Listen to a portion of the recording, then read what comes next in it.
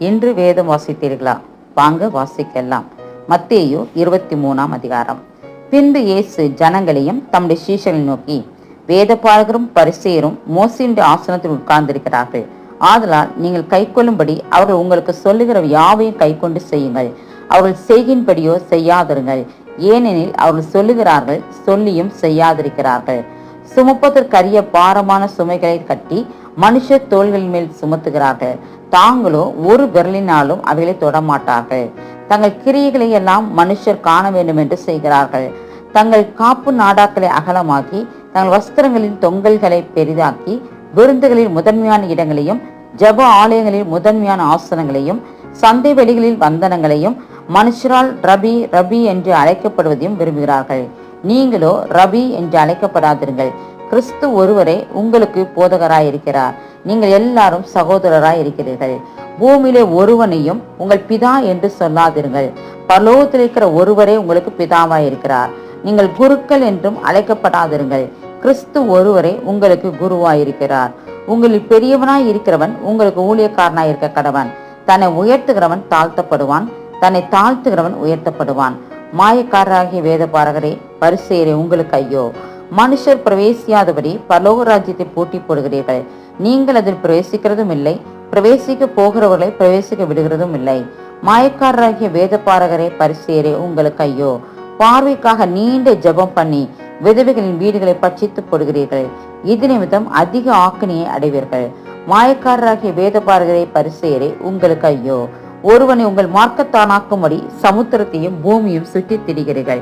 அவன் உங்கள் மார்க்கத்தானான போது அவனை உங்களிலும் இரட்டிப்பாய் நரகத்தின் மகனாக்குகிறீர்கள். குருடரான வழிகாட்டிகளே உங்களுக்கு ஐயோ! எவனாகிலும் தேவாலயத்தின் பேரில் சத்தியம் பண்ணினால் அதனால் ஒன்றுமில்லை என்றும், எவனாகிலும் தேவாலயத்தின் பொன்னின் பேரில் சத்தியம் பண்ணினால் அவன் கடனாளி என்றும் சொல்கிறீர்கள். மதிகேடரே குருடரே, எது முக்கியம்? பொன்னோ, பொன்னை பரிசுத்தமாக்குகிற தேவாலயமோ?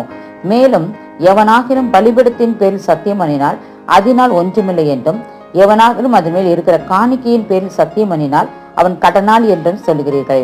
மதிகேடரே குருடரே, எது முக்கியம்? காணிக்கையோ, காணிக்கையை பரிசுத்தமாக்குகிற பலிபீடமோ?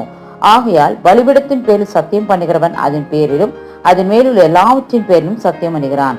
தேவாலயத்தின் பேரில் சத்தியம் பண்ணுகிறவன் அதன் பேரிலும் அதில் வாசமா இருக்கிற பேரிலும் சத்தியம் பண்ணுகிறான்.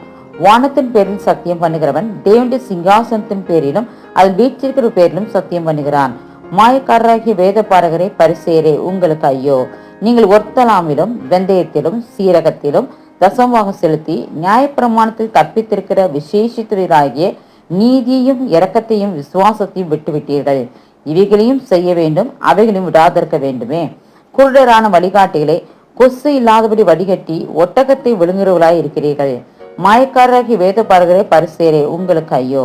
போஜனபான பாத்திரங்களின் வெளிப்புறத்தை சுத்தமாக்குகிறீர்கள். உட்புறத்திலோ அவைகள் கொள்ளையினாலும் அநீதத்தினாலும் நிறைந்திருக்கிறது. கூடரான பரிசேயனே, போஜனபான பாத்திரங்களின் வெளிப்புறம் சுத்தமாகும்படி அவன் உட்புறத்தை முதலாவது சுத்தமாக்கு. மாயக்காரராகிய வேதபாரகரே பரிசேயரே உங்களுக்கு ஐயோ! வெள்ளையடிக்கப்பட்ட கல்லறைகளுக்கு ஒப்பாயிருக்கிறீர்கள். அவர்கள் புறம்பே அலங்காரமாய் காணப்படும், உள்ளேயோ மரித்தவர்களின் எலும்புகளினாலும் சகல அசுத்தத்தினாலும் நிறைந்திருக்கும்.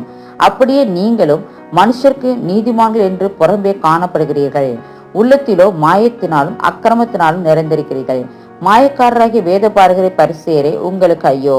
நீங்கள் தீர்க்கதரிசிகளின் கல்லறைகளை கட்டி நீதிமான்களின் சமாதிகளை சிங்காரித்து, எங்கள் பிதாக்களின் நாட்களில் இருந்தோமானால் அவர்களோடு நாங்கள் தீர்க்கதரிசிகளின் இரத்தப்பழிக்கு உடன்பட்டிருக்க மாட்டோம் என்கிறீர்கள்.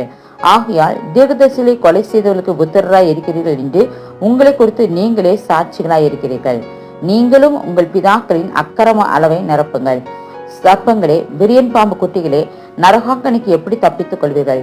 ஆகையால் இதோ தீர்க்கதரிசிகளையும் ஞானிகளையும் வேதபாரகரையும் உங்களுக்கு அனுப்புகிறேன். அவர்களில் சிலரை கொன்று சிலுவையில் அறைவீர்கள்.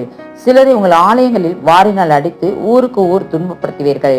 நீதிமானாகிய ஆபேலின் இரத்தம் முதல் தேவாலயத்துக்கும் பலிபீடத்துக்கும் நடுவே நீங்கள் கொலை செய்த பரகியாவின் குமாரனாகிய சகரியாவின் இரத்தம் வரைக்கும் பூமி மேல் சிந்தப்பட்ட நீதிமன்ற இரத்தப்பள்ளி எல்லாம் உங்கள் மேல் வரும்படியாக இப்படி செய்வீர்கள்.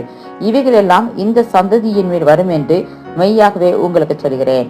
எருசலேமே, எருசலேமே, தீர்க்கதரிசிகளை கொலை செய்து உன்னிடத்தில் அனுப்பப்பட்டவர்களை கல்லெறிகிறவரே, கோழி தன் குஞ்சுகளை தன் சிறகுகளின் கீழே கூட்டி சேர்த்துக்கொள்ளும் வண்ணமாக நான் எத்தனை தரவோ உன் பிள்ளைகளை கூட்டி சேர்த்துக்கொள்ள மனதாயிருந்தேன், உங்களுக்கோ மனதில்லாமற் போயிற்று. இதோ உங்கள் வீடு உங்களுக்கு பாழாக்கி விடப்படும். கர்த்தருடைய நாமத்தினாலே வருகிறவர் ஸ்தோத்தரிக்கப்பட்டவர் என்று நீங்கள் சொல்லும் அளவும் இது முதல் என்னை காணாதிருப்பீர்கள் என்று உங்களுக்கு சொல்கிறேன் என்றார்.